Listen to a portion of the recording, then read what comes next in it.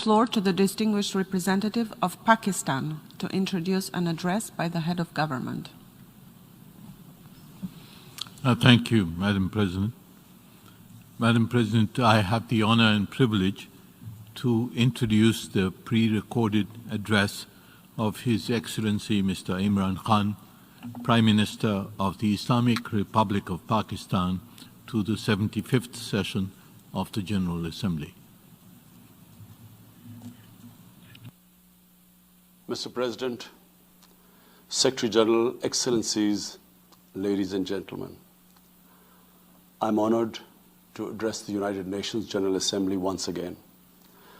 I congratulate His Excellency Mr. Volkan Bozkır on his election as the President of the 75th session of the General Assembly. We also appreciate the skillful leadership of the outgoing President, His Excellency Tijani Mohammad Bande. Mr. President, the pandemic was an opportunity to bring humanity together. Unfortunately, it has instead fanned nationalism, increased global tensions, and given rise to racial and religious hatred and violence against vulnerable minorities in several places. These trends have also accentuated Islamophobia. Muslims continue to be targeted with impunity in many countries. Our shrines are being destroyed. Our Prophet Muhammad sallallahu alaihi wasallam insulted. The Holy Quran burnt. And all this in the name of freedom of speech. Incidents in Europe, including republication of blasphemous sketches by Charlie Hebdo, are recent examples. We stress that willful provocations and incitement to hate and violence must be universally outlawed. This Assembly should declare an international day to combat Islamophobia and build a coalition to fight the scourge that splits humanity. Mr. President, the one country in the world today where I'm sad to say the state sponsors Islamophobia, and that is India. The reason behind this is the RSS ideology that unfortunately rules India today. This extremist ideology was founded in the 1920s. The RSS founding fathers were inspired by the Nazis, and they adopted their concepts of racial purity and supremacy.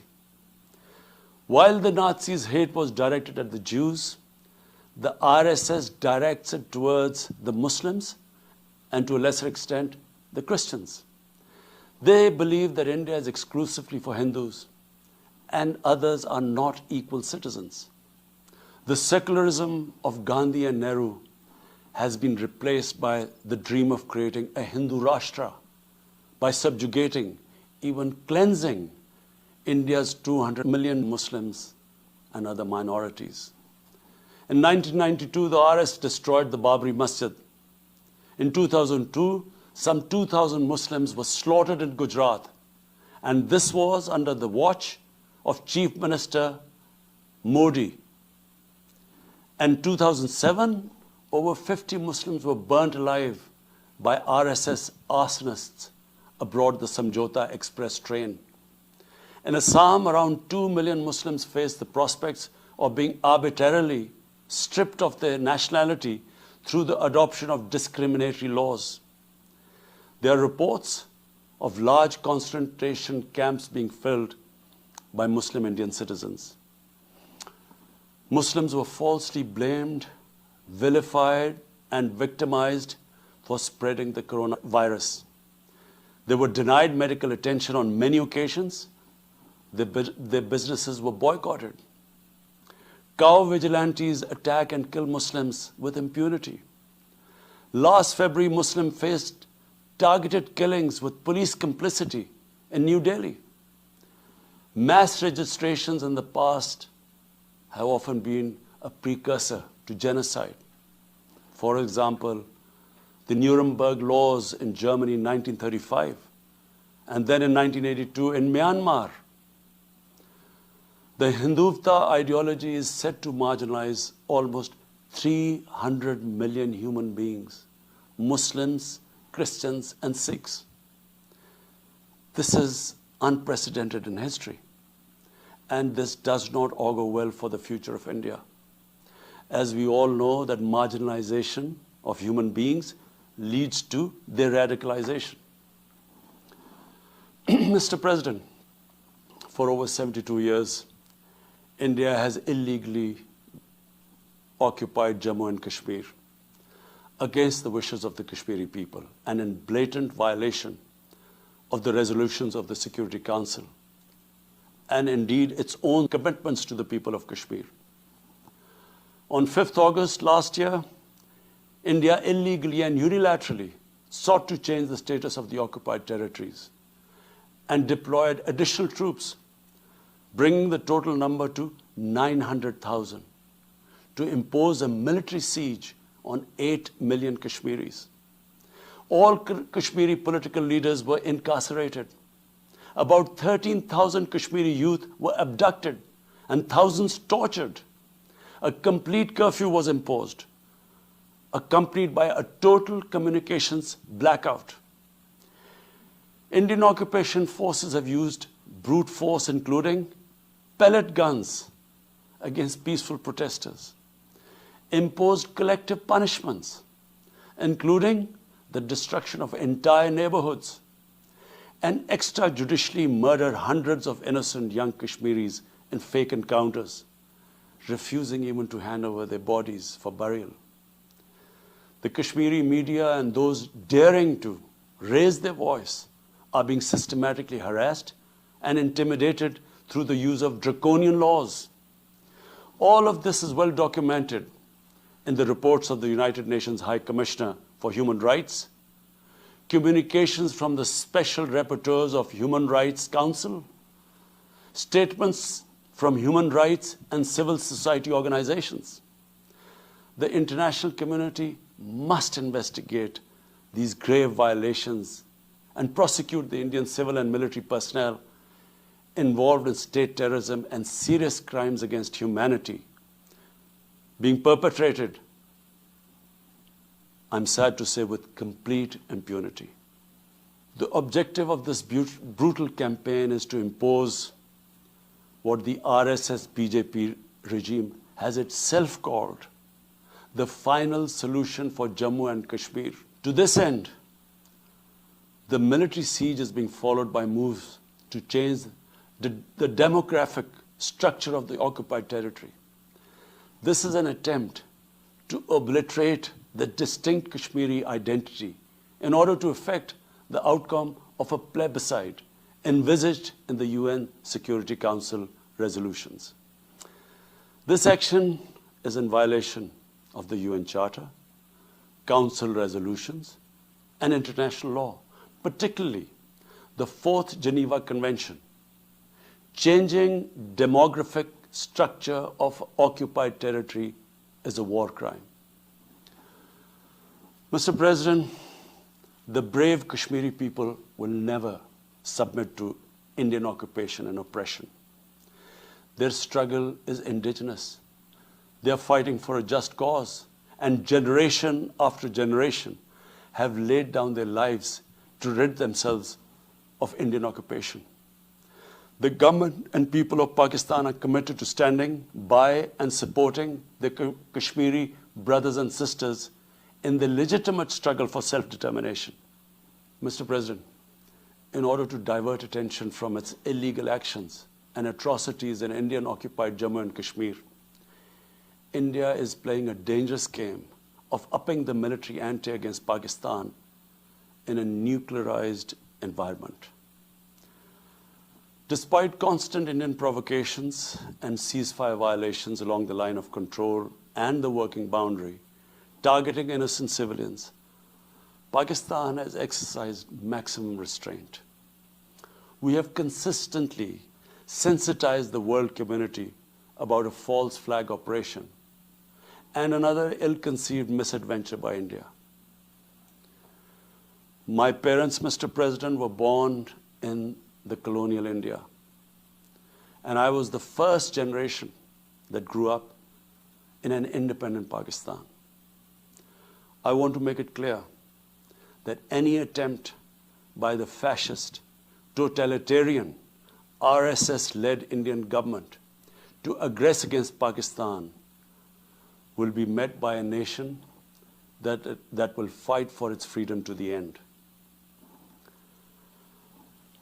Mr. President, there will be no durable peace and stability in South Asia until the Jammu and Kashmir dispute is resolved on the basis of international legitimacy. Kashmir has been rightly described as a nuclear flashpoint. The Security Council must prevent a disaster conflict and secure the implementation of its own resolutions, as it did in the case of East Timor. The Council has considered the situation in Jammu and Kashmir 3 times in the past year. It must take appropriate enforcement actions. It must also take steps to protect the Kashmiris from an impending genocide by India. Pakistan has always called for a peaceful solution. To this end, India must rescind.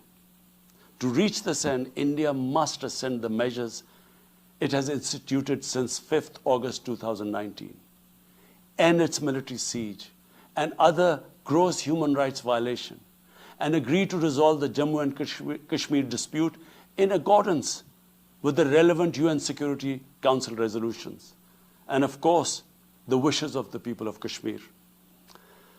Mr. President, Pakistan's desire for peace in our region is also manifest in our efforts to promote a political solution in Afghanistan. I have consistently maintained over the past 2 decades that there is no military solution to the conflict in Afghanistan. The only way forward was and is a political settlement, which involves the full spectrum of Afghanistan's political actors. Pakistan fully facilitated the process that culminated in the US-Taliban peace agreement on 29 February 2020. Pakistan is deeply gratified that it has fulfilled its part of the responsibility. The Afghan leaders must now seize this historic opportunity to achieve reconciliation and restore peace in the war-torn country. Through the intra-Afghan negotiations that commenced on 12th of September, they must work out an inclusive, broad-based, and comprehensive political settlement. The process must be Afghan-led and Afghan-owned, and without any interference or outside influence. Early return of Afghan refugees must be part of this political solution. After almost 2 decades of war, it is imperative not to allow spoilers within and outside Afghanistan to subvert the peace process. Peace and stability in Afghanistan will open new opportunities for development and regional connectivity. Mr. President, Palestine remains a festering wound. A just and lasting settlement is indispensable for the Middle East and actually the world.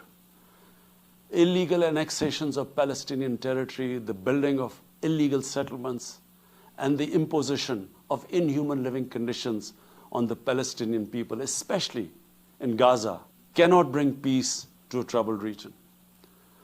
Pakistan continues to support a 2-state solution in line with the UN General Assembly and Security Council resolutions within the international agreed parameters, and they are pre-1967 borders, and Al-Quds, Al-Sharif as the capital of a united, contiguous, and independent Palestinian state.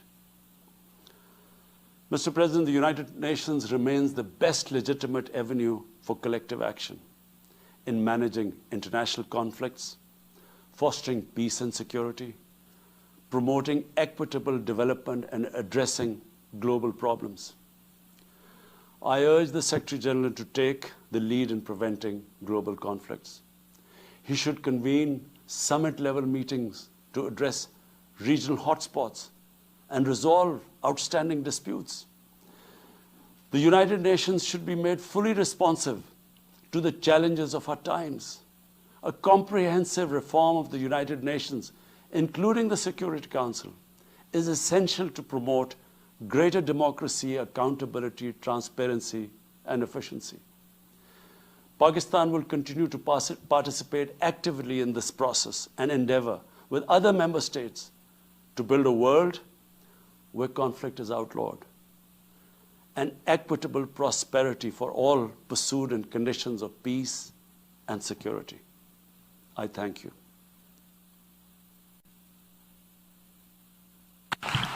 On behalf of the General Assembly, I wish to thank the Prime Minister of the Islamic Republic of Pakistan for the statement just made. I now give the floor to the distinguished representative of